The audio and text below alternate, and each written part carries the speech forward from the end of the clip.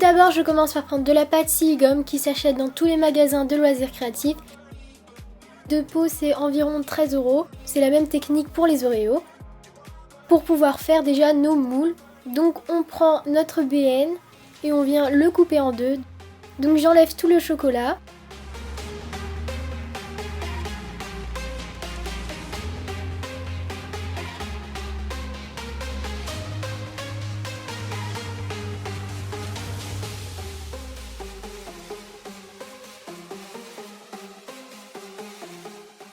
Et donc on va passer au moule. Donc on prend de la pâte blanche et de la pâte bleue en quantité égale.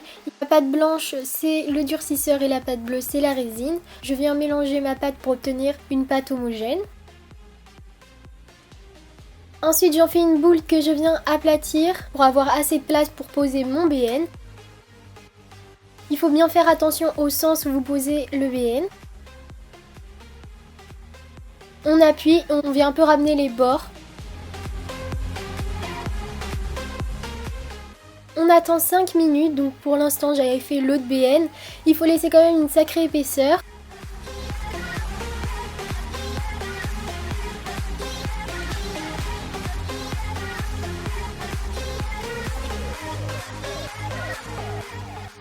Donc on attend 5 minutes pour qu'il sèche et ensuite on fait le petit test qui consiste à poser votre doigt sur le moule et s'il y a l'empreinte digitale, c'est-à-dire qu'il n'est pas encore sec, et s'il n'y a pas l'empreinte digitale, alors vous pouvez démouler votre biscuit.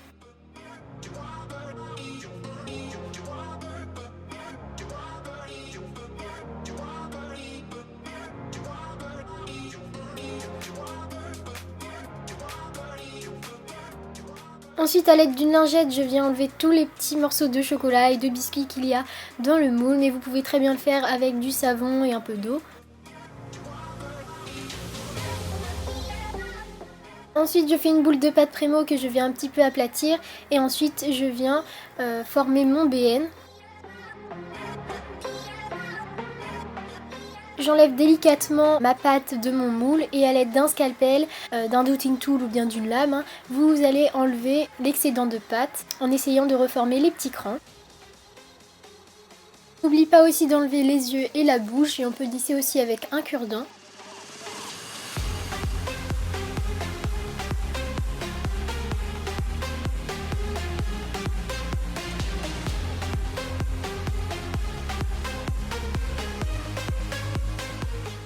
Ensuite, je viens texturer le tout avec ma brosse à dents.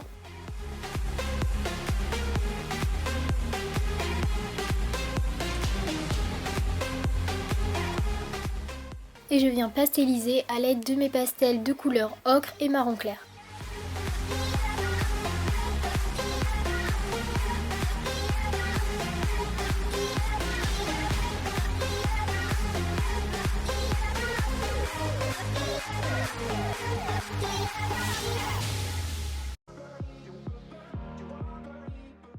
Je fais pareil avec l'autre côté du biscuit et ensuite je viens mettre tout ça au four 30 minutes à 110 degrés.